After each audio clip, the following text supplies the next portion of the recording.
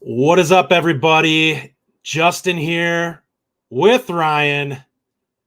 Welcome to the Bucky Report. Tonight we are going to discuss the 2025 recruiting class. Is it going to measure up to what last year was? Is it going to be a disappointment? Is it going to just be a solid class? We'll discuss that next. Here we go.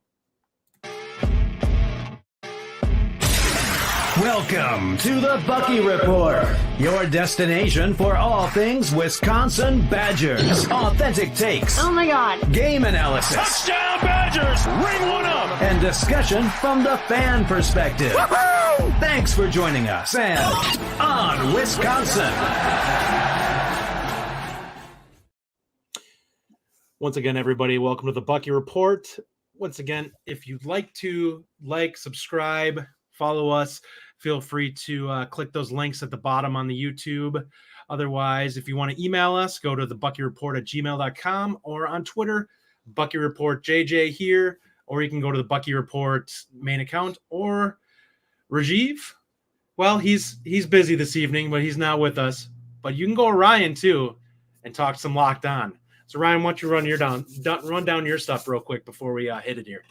Yeah, Ryan and Bucky, you can follow me there. Honestly, I don't even really fully know all my stuff.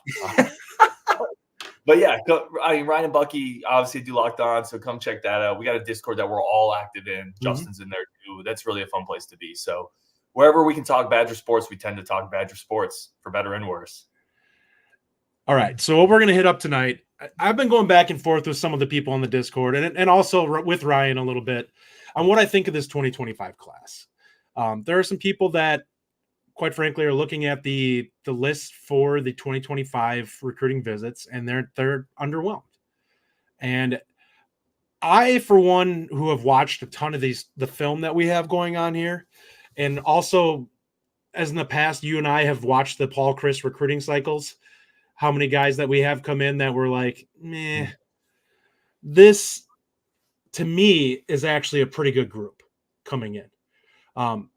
You and I in the past have discussed how this stack up against 2024.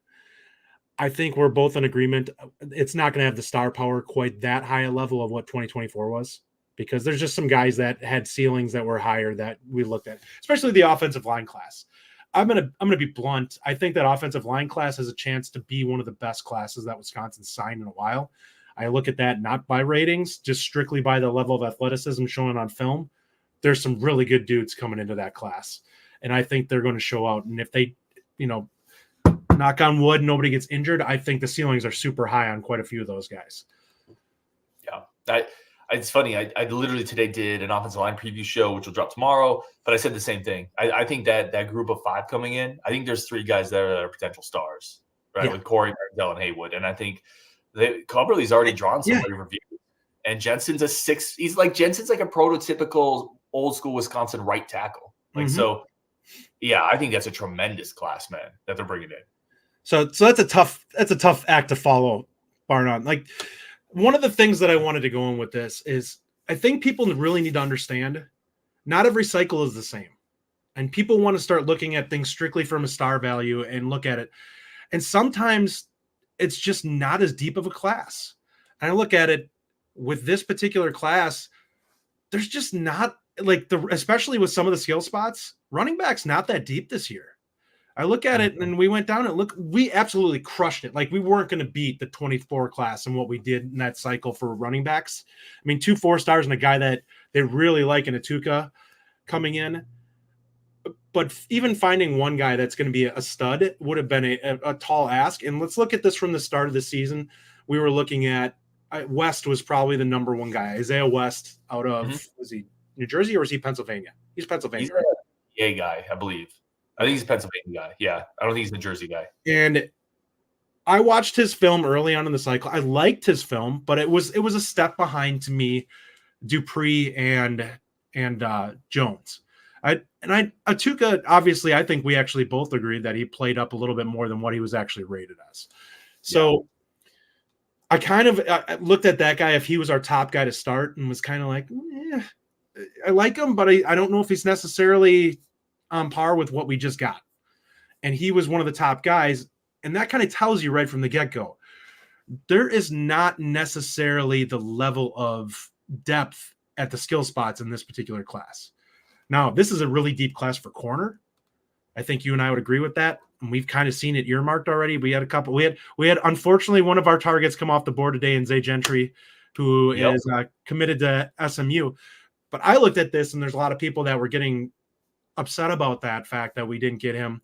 Number one, I'll say this: the fact he's going to SMU tells you that location played a role in this. Because if he didn't care where he was going, it probably would have been either Mizzou or us. But it seems pretty clear that he kind of took a look at it and he was like, I want to be a little bit closer to home. And SMU's building, but they're not necessarily to the level of everybody else. But I look at this and my perspective on it is simply this.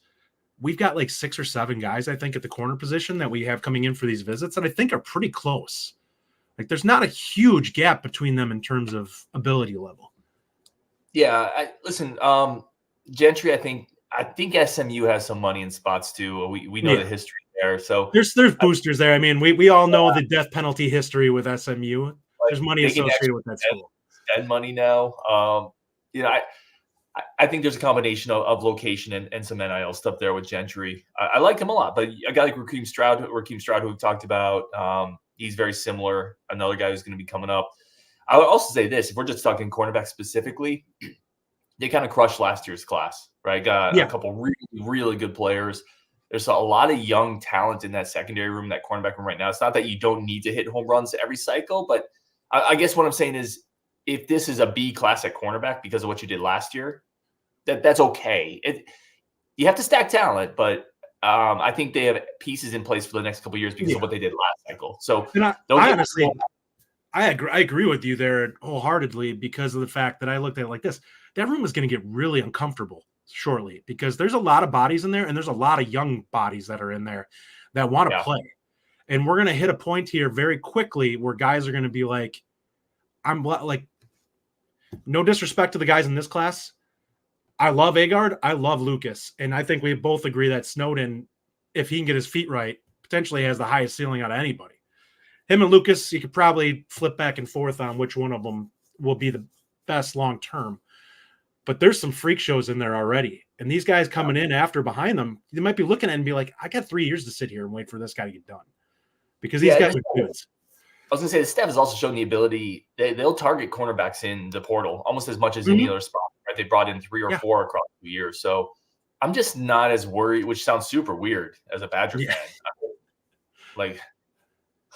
But I'm just not quite as worried about the cornerback spot. Now, there's other spots where I think they do need to pick it up. But, losing Gentry sucks. There's a lot of guys they're in on that are similar. And I think because of some of what they have in the pipeline already, it's not as big of a hit. Yeah. One of the things I will say here, I'm going to throw this one up here from Christian Gross.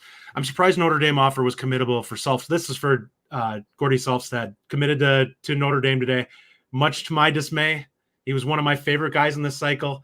I will tell you right now, he's not a mid 3-star. He is a bona fide borderline 4-star guy. And I really liked his film. I was hoping we'd be able to sneak him through. I guess we didn't quite have our hooks in him as much as I would have liked. It looks like we had some early smoke coming our way on that one, but Notre Dame offered him earlier this week and they grabbed him. So he could play. The film backs it up. It's not shocking to me that Notre Dame offered him. I thought here was my perspective on him, to be quite honest. I thought he was a guy that was maybe a step below what the Ohio States and Notre Dames were probably going to go after. He was kind of in that sweet spot for us, which was going to be in that 88 to 90 range. Guys who are probably just a little lower than those guys normally grab. And unfortunately, he wasn't. Yeah, it stinks, man. Solsted's good. He is. Solsted's really good. And the thing with Solsted, and I kind of wonder, I was thinking about this the other day, Justin, and what have we seen in the portal for defensive linemen? Like the defensive line market in the portal is stupid. Like LSU is going on like Gio Paez, yes, please. Right? Yeah. Like, listen, I'm about to put my name in there just to see if I can get $50K to sit the bench. I mean, we're counting on, and no disrespect whatsoever, but we're counting on Elijah Hills to help us out, a guy who had 2 sacks last year at a much lower level. I mean, was it 2 or 3? I'm not trying to shortchange. I think it was 1.5. My bigger point is I wonder if schools are just going to start prioritizing even more high school recruiting on the defensive line, and especially a guy like Solstead, who has such a high floor. He does. Because you see how hard it is to reload that spot in the portal. yeah. This was a blow. He's 6'5", 250 already. He's a guy who has a frame that's projectable, and he plays hard, and he's got athleticism. So you look at him and you're like, well, even if he doesn't become a super above average pass rusher, he's a guy who's got enough burst that he's going to have some level of disruption, even if he can't put the moves together. And he's probably a guy who's going to do really good at tracking down the run game. He's going to be pretty darn good at moving in space compared to some defensive linemen. So there's a lot to like there with him that I think that people kind of bag on him. And I've looked through the defensive line class. There was one guy that I stacked out above everybody else. We're not getting him because Scruggs left, and we weren't getting him with Scruggs. And that's Jalen Williams. Yeah, I don't think Jalen Williams was a pretty big Michigan lean. And I don't know where he's going now, but he would have been the dude that I would have expected. Zach Bart's here throwing in need to land Peter Zach. Yeah. Him and Solstad are effectively clones of each other. And I wanted to get both of them in the class because I'm like, this is a really good group. If you get the two of those guys on the edges and you can get somebody in the middle, that's going to be good. We did just get some news earlier this week. Maxwell Roy is coming in for an official visit. I don't know anything about that one. Have you heard anything? So I know because I've spoken. That's the same high school as Amelia. He's at a very quiet recruitment. Yeah, I've spoken to Agard about him. I didn't get a lot except for Amelia was going to work on it. So I don't have much there. We do listen. Connections matter, right? And I think those two have a pretty solid relationship together from what I've seen and heard. So it doesn't hurt when you have one of those guys on your campus that you've already been able to sell to Madison, because he's going to sell that to some degree, whether he's purposely doing it or not. Just having your friend there is a vote of confidence. So it helps that we have Agard. Agard was a very popular and well-known player that for a lot of years that had a very high-profile recruitment. This wasn't like a two-star guy that had no other offers that we pulled. It makes a statement at a school like that when you pull an Agard in. So I don't know anything beyond that. I'm not going to blow smoke. He would be a big get. In Bart's comment, Jaden Woods as well. Listen, Woods has some size and physicality to his game that would also be really helpful. And he legit ran a 4.6, I think, laser time the other week where he pulled it. And I'm like, okay, I was not expecting that to be a legit time for him. The first film I watched on him, I wasn't in love with it. He is growing on me the more I've seen from him in some of the camp stuff. So it'll be really interesting with him because he's got great hands. You and I watch film on him, and he's one of those guys that he's very violent with his hands and very physical with them. So he'll be very interesting. Really quick on him too. Like when I try to look at a recruit, and I think you're similar, but when I look at a recruit, right, I watch the film, and I'm not a scout, but I've watched a lot of football, right, and I try to be fair with it. I try to look at if there's any verified times or anything like that. And then I try to look at offers, right? Because all three of these things mean different things, but all of them are kind of important. Yeah. He has a great offer list. Like Aiden Woods is in demand. And that tells you something, right? Again, that's not the be-all end-all because offer lists are weird. Not all offers are committable. We know that. But even having certain schools sniff around, like that means something. So I'm very interested in Woods as well. I think he's an interesting one to get out of Kansas. Well, to be fair, even with looking at this, I mean, people were talking about Selfstead. He's a mid 3-star where he had a Washington offer. He had a Notre Dame offer now, a Wisconsin offer. There was, who else was there? There was a couple of other big schools that were on him that I'm not sure how hard they were pushing. But I'll say this, the same thing with even Peter Zach. He's a North Dakota kid. I know he's got an Oklahoma offer. We're in the Final Four with them. I think Washington's on him. But that's when we have to lock down.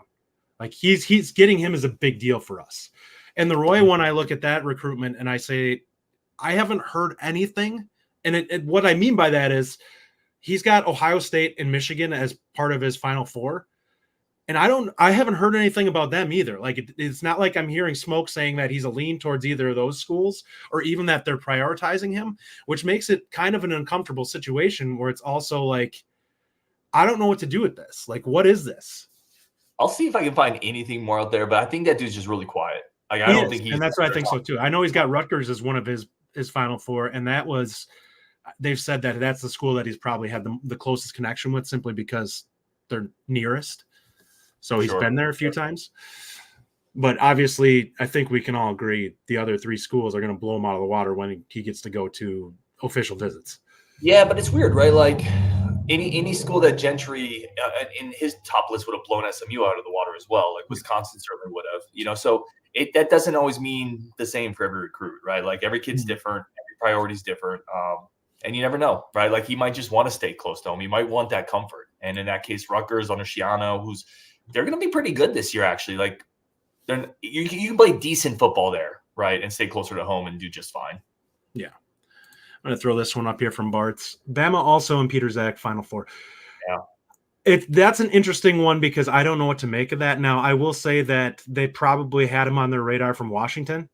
What that will come down to is how the recruiting for Alabama this cycle is going to be really interesting because it's going to kind of be a mishmash of what Washington was probably targeting, as well as now that we're at Bama, who can we actually go after, because the door's open for you. Like you leave Washington, you go to Alabama, everything changes. Yeah. So the question now is, okay, you've got Peter Zach on the radar and you maybe offered him, but where is he on that board? And that's the same thing with Maxwell Roy. Like Michigan and Ohio State have him on their board, but is he a top target? Is he a guy that they are really pushing for? Or is he kind of a plan B guy? I think his visits with those two are a little bit later, because I think Rutgers is leading off. We're number 2, and then I think Michigan and Ohio State are the last two. And those schools, I'll tell you right now, are not playing we want last crack at you. They'll bring you in. They'll prioritize. Like they're doing what Wisconsin's doing, which is Wisconsin. You can look at the recruitment lists, and if you're the first weekend, you are a plan A guy. And you kind of go down in the level. And I'll say the first 2 weeks are the weeks that they're 100% really heavy on. And then it's going to be a little bit of the shell game a little bit, trying to figure out, okay, what do we need yet? How many guys? Did somebody else go somewhere else? Kind of situation here is how this is going to play out. So we're kind of in that weird situation now where you can't look necessarily at who's coming in on officials. There is a priority list for these guys. We could be finished with recruiting by the end of June. I think June's going to pop. Like they're going to get several guys out of these visits, and I can't wait to see who. And you're not wrong. Like all these schools, what's the best way to say it without putting Wisconsin down? Like some of those schools they can pop in like a Notre Dame with Solstead, and they can just grab him, right? Like, and it's unfortunate and it stinks. And you and I have talked about this. I don't even know how warranted that is for a Notre Dame that hasn't won a crap anything in you beat Clemson without their starting quarterback like 3 years ago, and that's like the thing you can hang your hat on. But they still got that cachet where they can swoop in at the last minute and just pull a guy like that. Like I'm surprised we didn't even get the official, right? That's the thing. I'm surprised he didn't even make it to the June 7th. He was the 7th guy, right? Yeah, he was the 7th, I believe. Because I think if you get kids like that on Madison for official with this staff, I think their conversion rate's pretty high, and it's a bummer. They killed it last cycle. I mean, they had one guy flip, which was 2. They had Vernon Woodward, who. Oh, but that was a weird one. Yes, it was, and he had some things that played out in his personal life that kind of messed with some things too. That's what I'm saying. That was a weird one. There's a reason he's close to and the other one was. Defensive lineman that was a silent and ended up flipping to Michigan. Who was our boy? I can't think of his name right now off the top of my head. Did he ever officially commit? He didn't officially. He was a silent. We heard after the fact that he was a silent. He was the one that we were trying to get back after. Oh man, I can't think of his name. I'm drawing a blank. Blake's, I'll know it. Yeah, I know. It's been a long weekend. Nichols. Oh yeah. Nichols was a silent to Wisconsin and then flipped when he took the Michigan visit. That dude, man, that dude's frame would have been so. Yeah, he would have been a nice fit. I will say this: if the defensive line hits, I really would have liked the class if we had Peter Zach and Selfstead, and then whatever we ended up filling in for the third guy. I think that would have been a really strong class. If we get Peter, Zach, and Roy somehow and fill in a third guy there are some people need to stop looking at ratings with this staff. Like I will tell you right now, they could care less what 247 or Rivals or whoever has on it. What you can take from them is sometimes you can look at it and maybe it validates it a little bit. but I can tell you right now, based off the film that I've watched on most of these guys, they're not accurate with their ratings. Solfstead was pretty close. He was probably closer than most. They had him at an 88. I think that he's probably, it's splitting hairs. I mean, if he would have been a 90, it wouldn't have surprised me. And an 88's fine too. I just think he's slightly better than that. Peter Zach is a low composite 4-star, I believe, right now. I right. agree with that. Yeah, it feels right. Roy is a low 4-star guy too, I believe. And I agree with that too. Like, he's a bull in the middle of the defensive line. See, I'll say this, and I don't know if you wanted to jump to here or not, but we were talking a little bit about last year's class versus this year's class. Yeah. Like last year's defensive line class with Willard, Johnson, you got Hank Weber as well, would be kind of that third guy. It's almost like a running back equivalent, right? You had 2 4-star guys you really like and kind of a third depth guy in a way. I don't think you're going to match that class this year. Even if you get, I don't know how likely Roy is. Again, I'll probably do some digging there. I think if you were to stack, even if you had Solfstead still in that mix, how would you stack that group of players from last year? I would have athletically, I would have liked that group better than last year, simply because I think these guys would have added some things that we don't have in that room. I think Willer's a little bit more of a tweener between inside and outside guy who's going to have some pass rush flash. I think there might be more power there than the other 2 guys will have, but I really like their motors and I really like their athleticism. And I think that is something that we don't have a lot in that room, where you can have that guy that kind of bounce out in space, that plays at a really high energy level. And that's something we need in that room. We need some guys that are going to go out there and give you really good reps. And maybe they don't get it done every time, but they're going to play so hard that they're going to make the quarterback uncomfortable.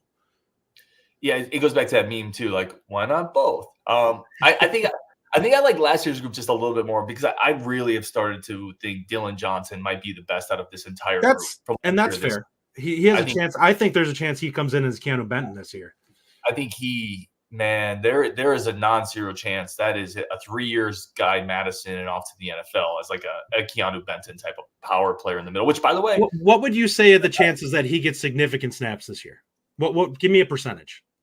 Oh, so if you remember when this is long ago, me, you, and Rajiv is on the Bucky Report, and we did a show on the most likely to play early, and we had to pick like 2. Dylan Johnson, he was one of my guys. Mm-hmm. So I was super high on it. I think there's a 50, 60, 70%. I think there's a better than 50% chance he plays significant minutes. And significant doesn't mean he's starting. It doesn't mean he's getting 40 reps a game. But I'm saying, like, in crucial moments in the third quarter, at some point in the season, he's in there because you need some more strength in the middle. And the dude squats 700 pounds. He's 20 years old and he's a wrestler. He's going to be unmovable, and he's going to have really good hands, and he's going to be a guy. He has really good burst. Like, it didn't show as much on his junior film. His senior film, he really just moved through guys. Like, it was parting the Red Sea when he would go out there. And he answers. What do you think? I think you're going to see him play this year. I think we will too. I think that the big thing with him is going to be understanding his mental cues and checks in the defensive line. And if he can do that, we're playing a different defense than what we were under Keanu Benton, which actually might benefit him a little bit because he's going to have like one specific thing that he's supposed to be doing on a given snap. Whereas Keanu was read and react, which is a little bit tougher to put on a young player like that because you're relying on him to make the right decisions based off of what he thinks the offensive lineman's trying to do to him. So it'll be really interesting to see what happens with this. I think Johnson physically. Go ahead. No, I was just gonna say he's mature too, right? Because his first console is probably a Dreamcast. Like, the guy's old enough that I don't even know people in chat. N64, he was waiting for it on that first day. I'm just saying, like, that's a good thing. Like, he's a couple years older than the traditional defensive lineman coming in. I think he's going to be a baller for us. So I think because of him, I would like last year's group better than even if you hit on Solfstead and Roy. I mean, you won't be wrong on that. I think on the edges, I just like the edge class better than this one. It's a little bit different. I think we need both, and that would have been a really nice class to stack, especially if you get a Roy. Like, if you would have got that 3 to stack, that's a legit 6 deep. You might be able to go if Weber turns out to be a guy who can provide you some backup snaps, or if maybe he ends up being more than what we thought. Yeah, no, I agree. But yeah, I think, taking a look at this class, defensive line out of the way, I actually think I think it's somewhat down year 2 in terms of the overall defensive line class. Like, it seems like there's less of those high impact mid 90s guys that the big boys are chasing after. And that's kind of why we're seeing guys like Selfstead get some of these offers now, because they're realizing, hey, there's just not necessarily the top tier guys this term. It's just a weird class. Like, I feel like it's heavy on linebacker in a way. Like, there's a lot of linebacker guys that are ranked high. And I think that we're kind of getting it. Like, Wisconsin doesn't care. We're not chasing after ratings with that either. Like, they're clearly chasing film, and rightfully so, because honestly, I really haven't had anybody that I've looked at the film. I'll be honest. I love what this staff does in terms of what they're recruiting. Like, I look at the film, and there's only been 1 or 2 guys that I think, and I've probably looked at 70 of these offers where I've come back to you and said, I don't get it with a guy. Yeah. And then I've kind of looked at it along the way and been like, okay, I get it. Like, even Landon Locke, I think I was a little harder on him initially than you were. And I kind of came around on him and was like, all right, second or third viewing on him, it stands out a little bit more than I gave him credit for initially. I still need to see more there because the physical tools aren't as advanced as what they were with Mabry. Well, I don't think you're hard. See, I think one of the best things you do is you have perspective and you're honest. Like, I never think you're hard on people, you're just honest. And the thing with Locke, right? Brian Smith had some of the same questions, and Brian Smith does this for a living. And then Brian Smith saw more of him and was like, okay, I'm really starting to like this dude, right? The thing with Locke, and I know this isn't a Locke show, but I think he's wired like Braden, but he's a little bigger, a little stronger. And we already know how quickly Braden was able to get on the field. Yeah. So I think if you look at it through that lens, you can definitely see a path there where another year playing at that level in Texas, if the physical tools get a little bit better. And by the way, they've continued to get better for Braden, right? From his freshman year to his sophomore year in college to now. Like, I think there's a really interesting path for Landon because of how I think he's going to be mentally wired. Yeah, it's so to kind of give some perspective on this, because we've talked Mabry, we've talked Landon. Mabry is more the gunslinger type where you just look at the raw tools and you're just like, you want him to go out there and let her rip.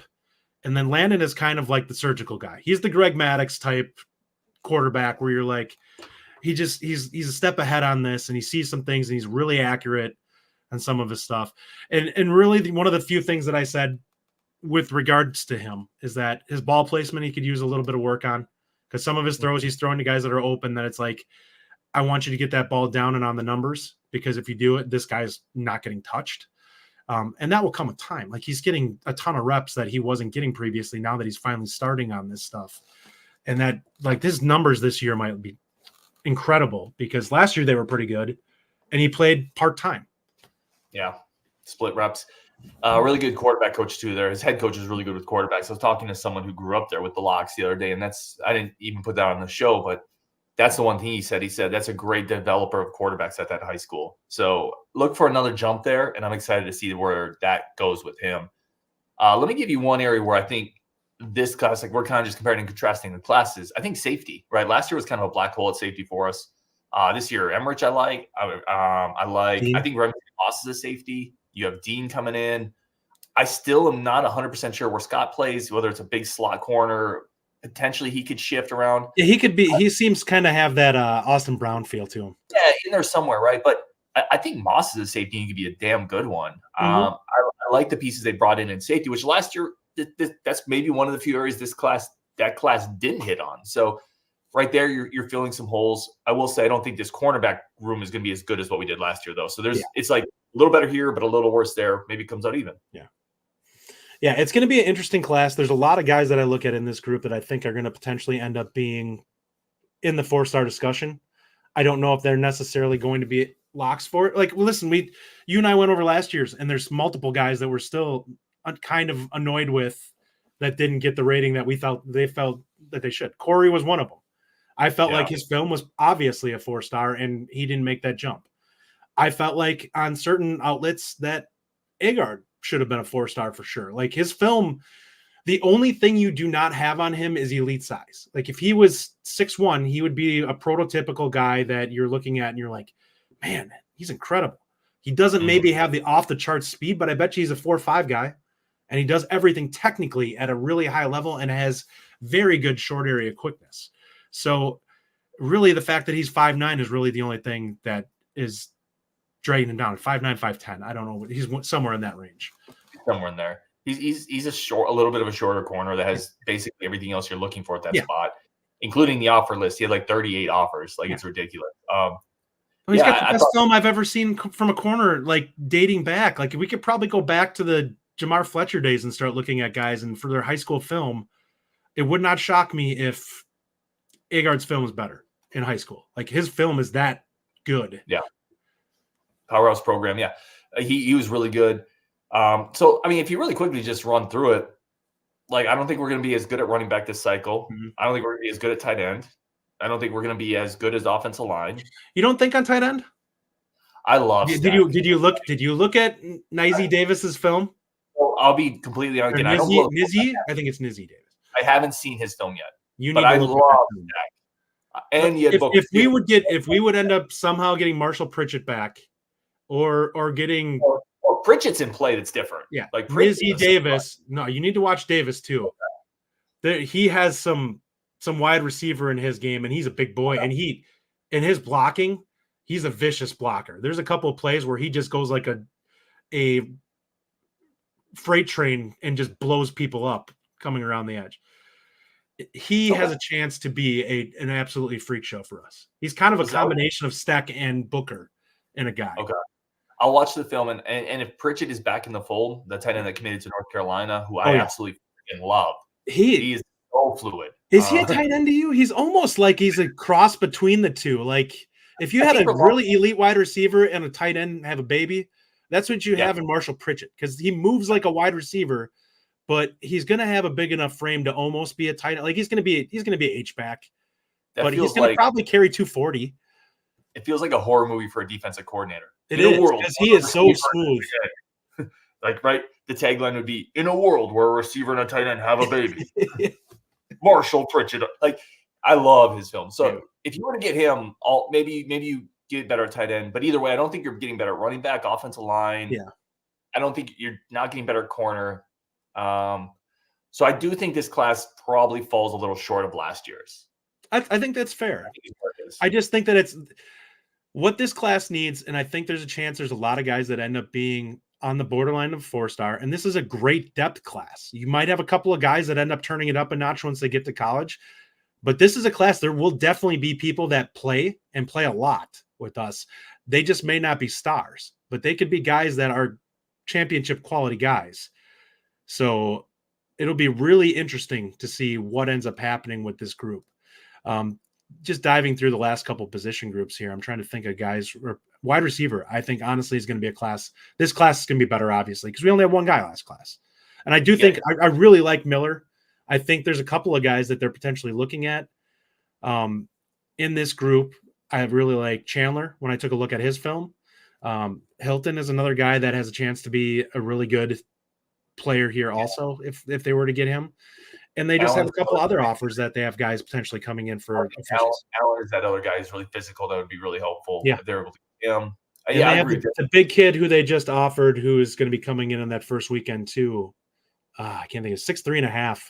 Gave me some Plaxico Burress vibes. He's got a little Snowden in him, where you look at him run out there around on the field and you're like, man, he hasn't even figured out his body yet. When this kid actually learns how to like move and like be powerful, he's going to be a bull.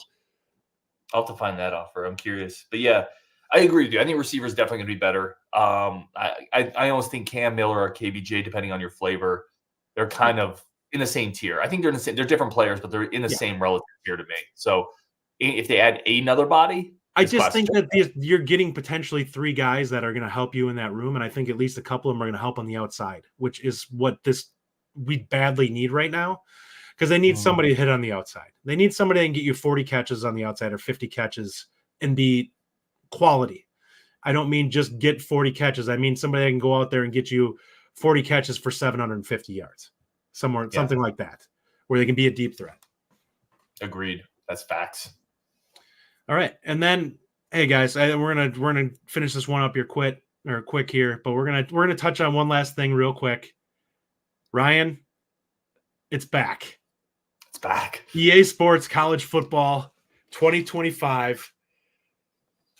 We've discussed this a little bit. I literally watched the video probably 13 times the first day and was just like, I miss this so much. Like this was one of the things that I looked forward to every year when I was younger. I lost my copy that I had that I could use, and I don't think most of them were backwards compatible on the new systems anyways.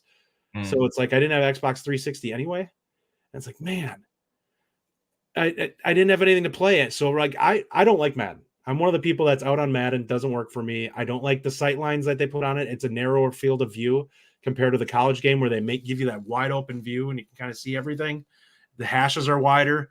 I like that wide field. And it's just a different game. And I'm hoping that it plays that way again. And I'm really looking forward to turning Tyler Van Dyke into the Heisman Trophy winner that he deserves to be. Dude, the hell with that. I'm playing as UConn. I'm taking Everett. Tyler Bell's going to win the Bednar. Who's the other one we got out there? We got Sky and Dean's. Is Ingram going to win the Thorpe too? I'm gonna show Phil Longo what he's missing with Evers. I can't wait.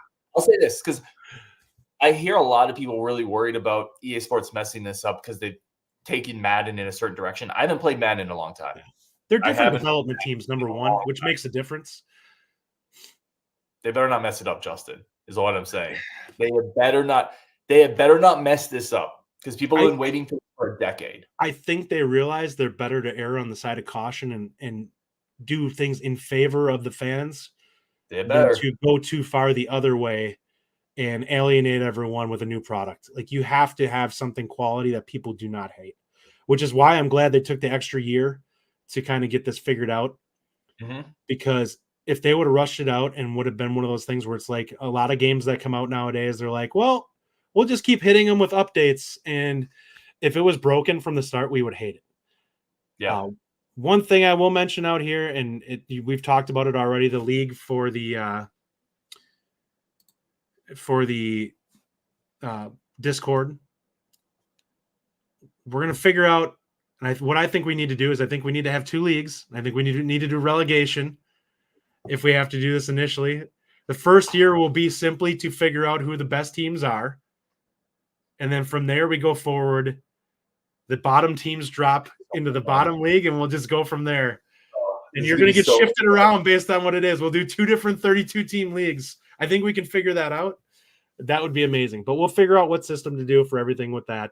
The one knock that I do have on it is, like we've discussed, there is not cross-platform play for the Dynasty leagues, which is an issue. Yeah, East parts. What console? We don't know yet. We're figuring that out. Everyone seems kind of split across it. I have both. I've already bought the Xbox version. I'm going to probably end up buying the other one if I have to for PS5. Yes, that's how big of a freak I am when it comes to this stuff. But we'll figure it out. We'll try to figure out where the majority is. I'm sorry to those that aren't on whatever side we do end up picking. It's a no-win situation because everyone has what they like. I prefer the Xbox controller. Some people prefer the PS5 controller. It's not as comfortable in the hands to me. I don't know about other people. But yeah, we'll figure it out.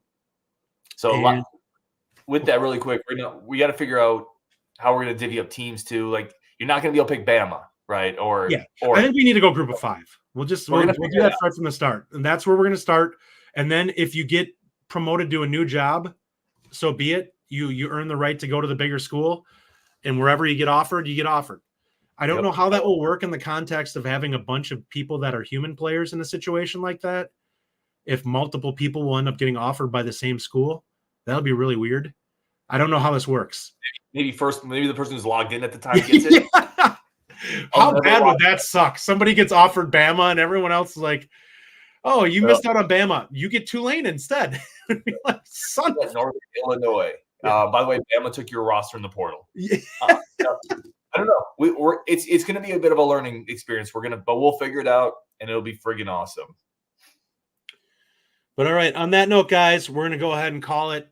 Sorry if we missed some of your comments. It's going to be a really interesting cycle here. I will say this.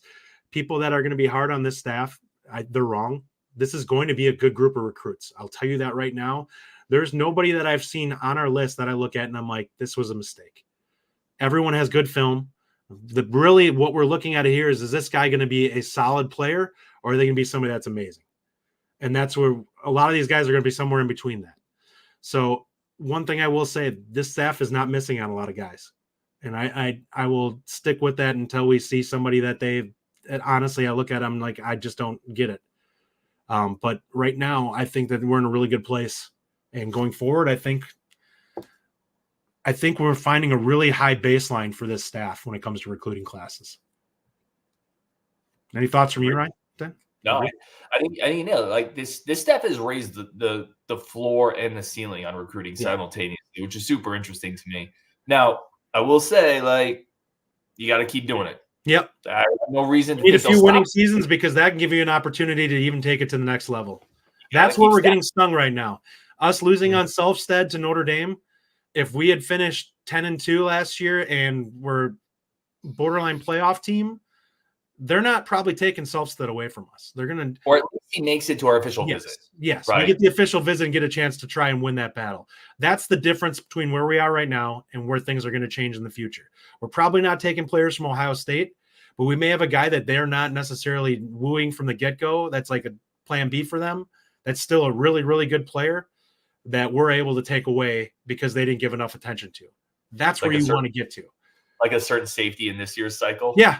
Like a Cody Haddad that we might have held on to if they looked at it and were like, I don't need to go to you to be in the playoff. I'll be at the playoff in Wisconsin. Right. And to be fair, we're not at that level yet. So no, we're not.